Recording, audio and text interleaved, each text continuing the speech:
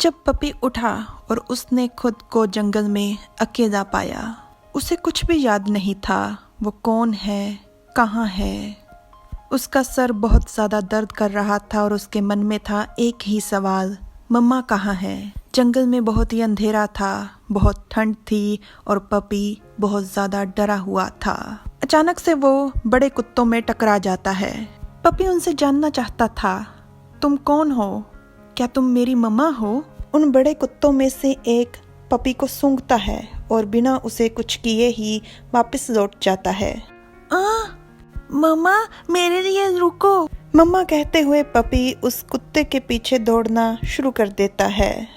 उसके बाद वो अपने इस दोस्त के साथ काफी लंबे समय तक रहा, जब तक एक दिन पपी के पास आकर कोई जानवर खड़ा हो गया है। पपी घबराया हुआ है, वो उस जानवर की तरफ देखता है तो वो एक जंगली सूअर है जो कि बहुत ही खूंखार नजर आ रहा था। उसका दोस्त जो कि बड़ा कुत्ता था वो उस सूअर के साथ लड़ना शुरू कर देता है। उन दोनों की लड़ाई के बीच पपी घबराया हुआ था और इसी चक्कर में वो दूर जाकर झाड़ियों में गिर जाता है और इसी तरह से पपी एक बार फिर से बिन माँ का हो जाता है। पपी उदास डरा सहमा बैठा हुआ था कि अचानक से उसका ध्यान पड़ता है जब किसी ने आलू उखाड़े थे।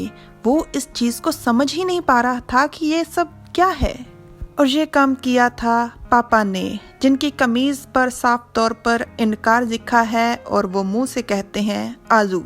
ये कौन है, इससे कितनी जानी पहचानी महक आ रही है। पापा का एहसास पपी को उसकी माँ की याद दिला रहा था, पर पपी अच्छे से जानता था कि ये उसकी माँ नहीं है, क्योंकि पापा के बदन पर बाल नहीं है, कोई नुकीले दांत भी नहीं है और ना ही उनके पास पंजे हैं। पापा पपी को नहलाते हैं, दूध पिलाते हैं, उसको सहलाते हैं और अपने साथ सुलाते हैं।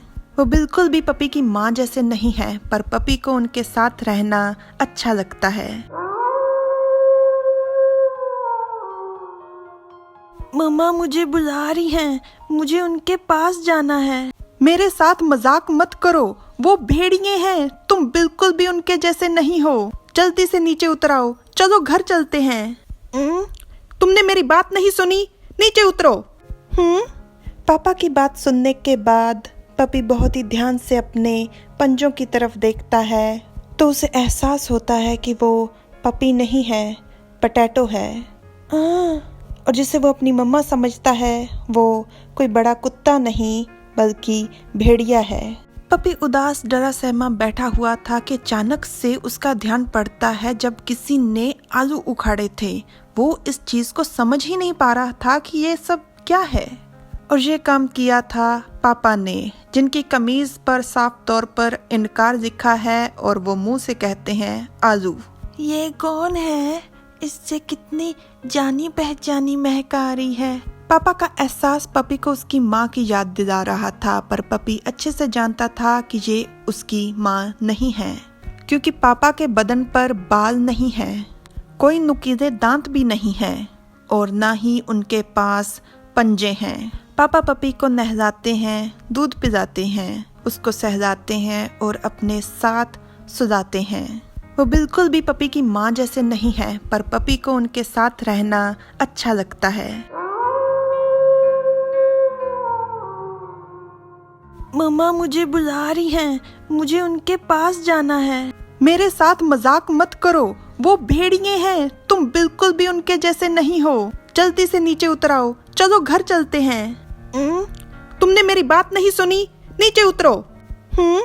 पापा की बात सुनने के बाद पपी बहुत ही ध्यान से अपने पंजों की तरफ देखता है तो उसे एहसास होता है कि वो पपी नहीं है, पोटैटो है।